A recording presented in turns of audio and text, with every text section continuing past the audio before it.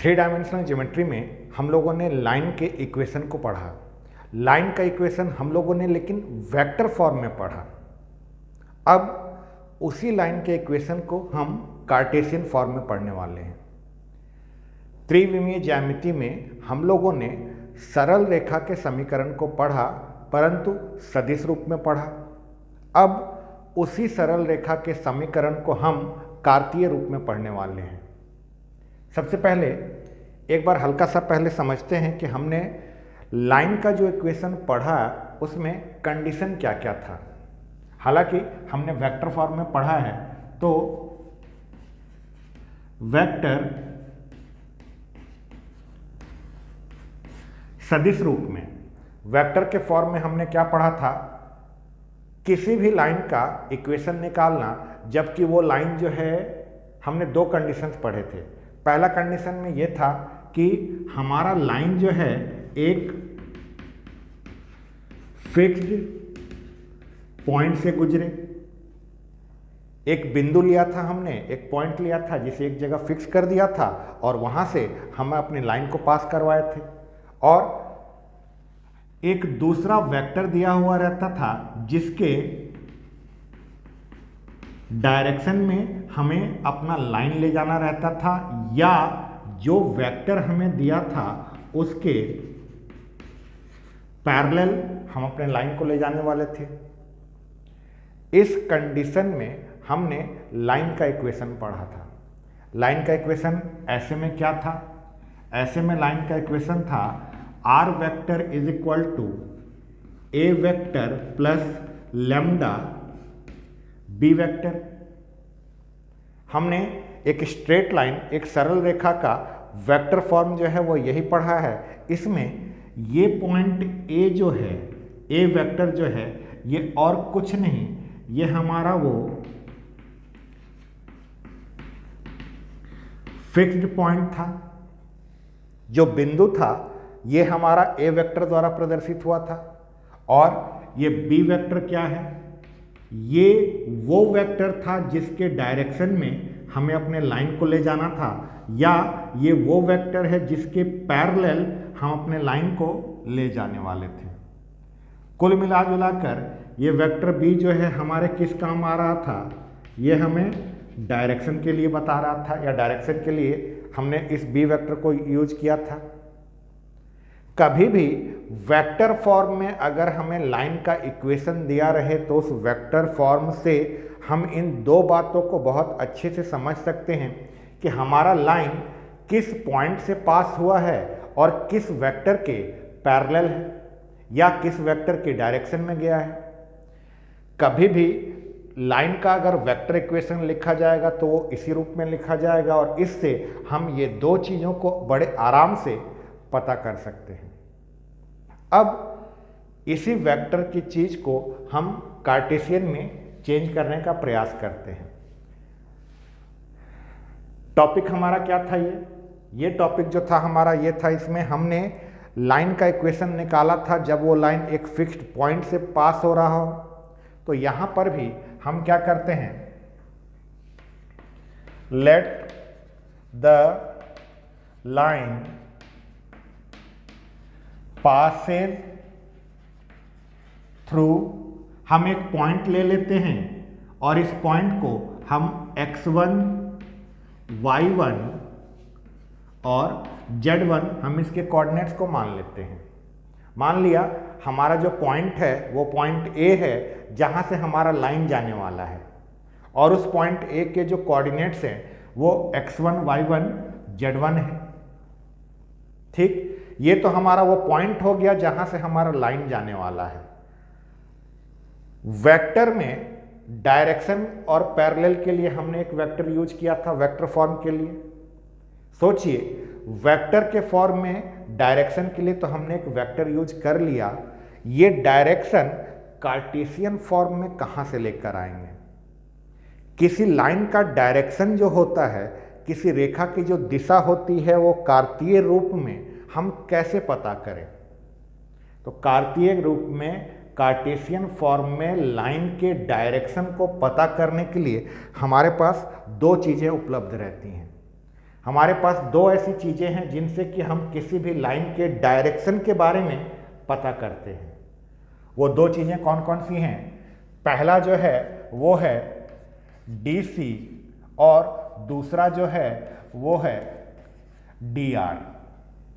DC और DR यानी direction cosine और डायरेक्शन रेशियो।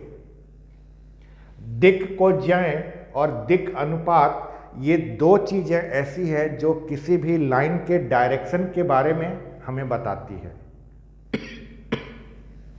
सॉरी, किसी भी लाइन के डायरेक्शन को बताने के लिए कार्टेशियन फॉर्म में हम इन दो चीज़ों का इस्तेमाल करते हैं। अगर आप 2D में चले तो 2D में किसी लाइन के डायरेक्शन को बताने के लिए जिस तरह से हम स्लोप, प्रवणता का यूज करते थे, हम कहते थे ना इस लाइन का स्लोप इतना है। स्लोप इतना है कहने का मतलब हमें उस लाइन का झुकाव पता चलता था कि आखिर वो लाइन कितनी झुकी हुई है। झुकाव स्लोप से पता चलता था। यानी 2 डायमेंशनल ज्योमेट्री में, द्विविमीय ज्यामिति में हम स्लोप को डायरेक्शन के लिए यूज किया करते थे। अब 3D में तो स्लोप होता नहीं है। 3D में हमारे पास होता है डायरेक्शन कोसाइन और डायरेक्शन रेशियो। तो लाइन के डायरेक्शन को बताने के लिए 3D में हम DC और DR का यूज करते हैं। तो चलिए, हमारा जो लाइन है वो इस पॉइंट से पास कर रहा है और डायरेक्शन के लिए हम डायरेक्शन कोसाइन या डायरेक्शन रेशियो दोनों में से किसी को ले सकते हैं। चलिए हम डायरेक्शन रेशियो को लेते हैं। डायरेक्शन रेशियो को लेते हैं। हालांकि डायरेक्शन कोसाइन को भी लेंगे तो कोई फर्क नहीं पड़ेगा। एक्चुअल में डायरेक्शन कोसाइन जो है डायरेक्शन रेशियो का ही एक रूप होता है। डायरेक्शन कोसाइन और कुछ नहीं, डायरेक्शन रेशियो का ही एक रूप होता है। पहले जरा इसको वापस से समझते हैं। वेक्टर फॉर्म में हमने क्या सीखा था? हमारे पास एक वेक्टर दिया हुआ है, ये वेक्टर को हमने वेक्टर B बोला था और यहाँ पर हमने एक पॉइंट A लिया था जिसके पोजीशन वेक्टर को हमने A वेक्टर से रिप्रेजेंट किया था और बोला था इस पॉइंट से पास होने वाले उस लाइन का इक्वेशन निकालना है जो कि इस वेक्टर के पैरेलल हो। यही थी बात। अब ये वेक्टर तो हमारे पास नहीं है, लेकिन वेक्टर, ये वाले वेक्टर का यूज जो है वो तो हमने डायरेक्शन के लिए किया था। तो डायरेक्शन के लिए हमारे पास यहाँ पर डायरेक्शन रेशियो है। तो हम क्या करते हैं, डायरेक्शन रेशियो को A, B और C मान लेते हैं। मान लिया कि ये जो लाइन है इस लाइन का डायरेक्शन रेशियो A, B और C है।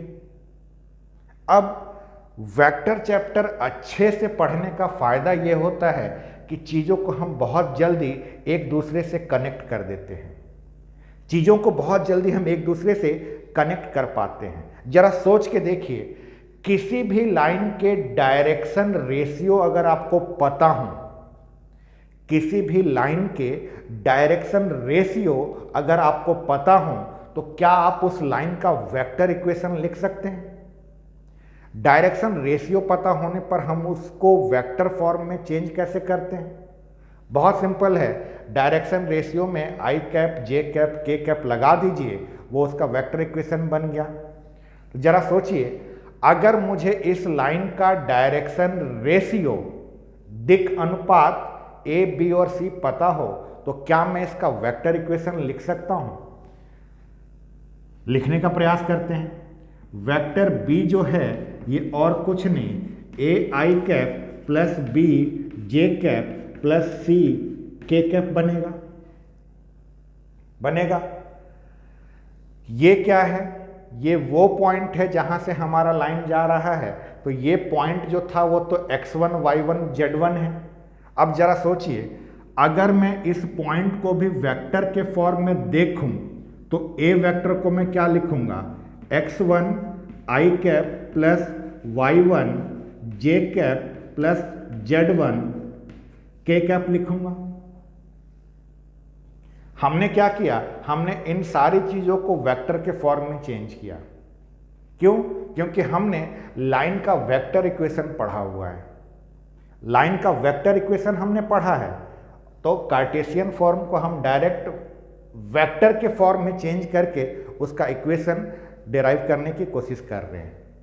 इसके लिए जिस पॉइंट से हमारा लाइन पास करने वाला है वो पॉइंट हमारा ये है, और इस पॉइंट के कोऑर्डिनेट्स अगर ये हैं तो इसको वेक्टर फॉर्म में हम ऐसे लिखेंगे, और जिस लाइन के पैरेलल जाना है या जिसके डायरेक्शन में जाना है उसके अगर हमें डायरेक्शन रेशियो पता है तो इसको वेक्टर के फॉर्म में हमने ऐसे लिखा।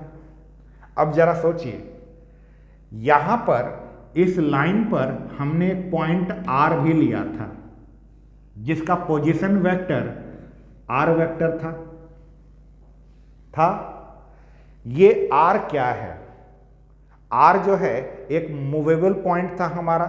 R को याद करिए, हम इक्वेशन डिराइव करते समय R के बारे में बात करते थे कि R जो है अपनी जगह से मूव कर सकता है, आगे पीछे ऊपर नीचे किधर भी जा सकता है, लेकिन R पर हमें वो प्रतिबंध, वो कंडीशन लगाना है कि R उसी डायरेक्शन में जाए जिससे A को R से मिलाने पर जो लाइन बने वो इसके पैरेलल बन सके।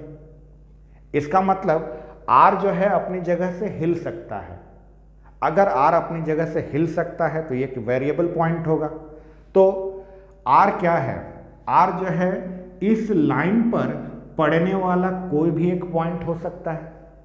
अब R अगर इस लाइन पर पड़ने वाला कोई भी पॉइंट हो सकता है तो आप हमेशा इस बात का ध्यान रखिएगा कि अगर कभी आपको R वेक्टर को कंपोनेंट्स के फॉर्म में लिखना हो, कंपोनेंट्स मतलब i कैप, j कैप और k कैप, अगर R वेक्टर को कंपोनेंट के फॉर्म में कभी भी लिखना हो तो ये x i cap plus y j cap plus z k cap होता है। क्यों? क्योंकि R हमारा एक मूवेबल पॉइंट है। x1 y1 z1 कहने का मतलब ये फिक्स है क्योंकि इसकी एक पर्टिकुलर कोई वैल्यू है, लेकिन ये R जो है अपनी जगह पर फिक्स नहीं है, ये मूव कर रहा है, इसलिए ये वेरिएबल के साथ रहेगा। तो उसके लिए हम x i cap, y j cap और z k कैप यूज करते हैं। अब जरा सोचते हैं, अगर यही कंडीशन था तो हमारे पास वेक्टर इक्वेशन ऑफ लाइन क्या होती है? वेक्टर इक्वेशन ऑफ लाइन होती है R vector is equal to a vector plus lambda b vector. हम क्या करते हैं, इस a वेक्टर को इधर शिफ्ट कर देते हैं, तो यहां से R vector minus a vector is equal to lambda b vector हमारे पास आया। अब इन सब की वैल्यू जो है हम पुट कर देते हैं, सबकी वैल्यू कैसे? R वेक्टर जो है तो R वेक्टर की जगह पर हम क्या लिखेंगे? x i cap plus y j cap plus z k cap. ध्यान रखिएगा, R जो है कोई भी एक पॉइंट है, कोई भी एक पॉइंट है, इसलिए उसके कोऑर्डिनेट्स x1 मतलब x y और z लिए गए हैं। x1 y1 z1 कहने का मतलब कि ये अपनी जगह पर एक फिक्स पॉइंट है, लेकिन x y z जो है फिक्स नहीं है। आप 11th क्लास में जब कॉनिक सेक्शन पढ़ते थे तो कॉनिक सेक्शन में हम लोग लोकस वाले क्वेश्चन सॉल्व किया करते थे। बिंदु पथ के क्वेश्चन हमने सॉल्व किए हुए हैं। Locus of A point find out करने के लिए हम एक मूवेबल पॉइंट लेते थे और इसके कोऑर्डिनेट को एक्स वाई लेट करते थे। अगर हमारा पॉइंट मूव करने वाला है तो उसके जो कोऑर्डिनेट्स होंगे वो फिक्स नहीं हो सकते, अगर फिक्स करवा दिए तब वो मूव नहीं कर सकता। इसलिए जो मूवेबल पॉइंट होता है उसके कोऑर्डिनेट्स में एक्स वाई जेड लिया जाता है, और जो पॉइंट फिक्स है उसमें हम लोग x1 y1 z1 या x2 y2 z2 ऐसे करके लेंगे। तो ये r वेक्टर को जब हमने वेक्टर फॉर्म में चेंज किया तो वो हमारा ये आया माइनस a वेक्टर जो है हमारा x1 i कैप है, तो यहां पर x1 i cap plus y1 j cap plus z1 k cap is equal to में लैम्डा हमारा वैसे का वैसे ही यहां पर b वेक्टर है। देखिए b वेक्टर हमारा क्या है, b वेक्टर जो है हमने यहां से लिया था, इस लाइन के जो डायरेक्शन रेशियो थे उसको हमने वेक्टर फॉर्म में चेंज किया था। तो यहां पर ये A I cap plus B J cap plus C K cap है। अब इसे ही बस हमें सॉल्व कर देना है। इससे सॉल्व करके जो इक्वेशन हमारे आंखों के सामने आएगा वही लाइन का कार्टेशियन फॉर्म है, वही लाइन का कार्टेशियन फॉर्म है। चलिए सॉल्व करते हैं। क्या मैं यहां पर यह देख पा रहा हूं कि मुझे एक वेक्टर में से दूसरे वेक्टर को सब्ट्रैक्ट करना है। एक वेक्टर में से दूसरे वेक्टर को सब्ट्रैक्ट करते समय एडिशन और सब्ट्रैक्शन में क्या करते हैं, आई वाले को आई वाले के साथ ऐड करते हैं, जे वाले को जे वाले के साथ और के वाले को के वाले के साथ ऐड किया जाता है। तब इन दोनों को हम एक साथ सॉल्व करेंगे, इन दोनों को एक साथ सॉल्व करेंगे और इन दोनों को एक साथ करेंगे। तब देखिए क्या दिखेगा आपको, x माइनस x1 आई कैप, सोच पा रहे हैं आप, प्लस y माइनस y1 जे कैप, सोचिए, ब्रैकेट ओपन करेंगे तब, प्लस z माइनस z1 के कैप। इस पूरे को सॉल्व करने पर हमारे सामने ये आएगा। इधर लैम्डा का अगर मल्टीप्लाई कर दें तो lambda A I cap plus lambda B J cap plus lambda C K cap. ध्यान से देखिए, इज इक्वल टू के पहले एक वेक्टर लिखा हुआ है और इज इक्वल टू के बाद भी एक वेक्टर लिखा हुआ है। दो वेक्टर एक दूसरे के इक्वल का साइन है, तो दो वेक्टर एक दूसरे के बराबर कब होते हैं? दो वेक्टर एक दूसरे के बराबर तभी हो सकते हैं जब दोनों वेक्टर का आई कंपोनेंट बराबर हो, जे कंपोनेंट बराबर हो और के कंपोनेंट बराबर हो। यानी आई वाला आई के बराबर होना चाहिए, जे वाला जे के बराबर होना चाहिए और के वाला के बराबर होना चाहिए, तभी दो वेक्टर्स एक दूसरे के इक्वल हो सकते हैं। तो यहाँ से जब हमने इसका कंपैरिजन किया तो इसके कंपैरिजन से हमें क्या मिला? इसके कंपैरिजन से हमें मिलेगा x माइनस x1 जो कि i का कोफिशिएंट है, इज इक्वल टू, इधर i का कोफिशिएंट क्या है? लैम्डा a है। यहाँ से y minus y1 is equal to lambda b मिलेगा। सोचिए, j के कोफिशिएंट आपस में इक्वल होने चाहिए और z माइनस z1 जो है लैम्डा c के बराबर होगा। दो वेक्टर आपस में बराबर हैं, इसका मतलब उसके i वाले के बराबर होगा, j वाले के बराबर होगा और k वाले के बराबर होगा। अच्छा, यहाँ से अगर मैं इस a को इधर भेजूं तो मेरे पास क्या दिखेगा? मेरे पास दिखेगा x minus x1 upon a is equal to y minus y1 upon b, नहीं,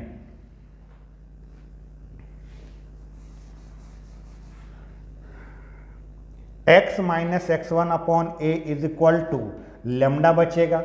यहाँ से y minus y1 upon b ये भी लेमडा बचेगा और यहाँ से z minus z1 upon c ये भी हमारा लेमडा बचेगा।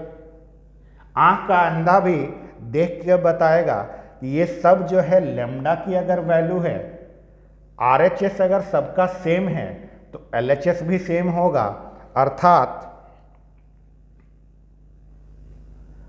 x minus x1 upon a is equal to y minus y1 upon b is equal to z minus z1 upon c, ये आ रहा है और यही हमारे लाइन का इक्वेशन होता है।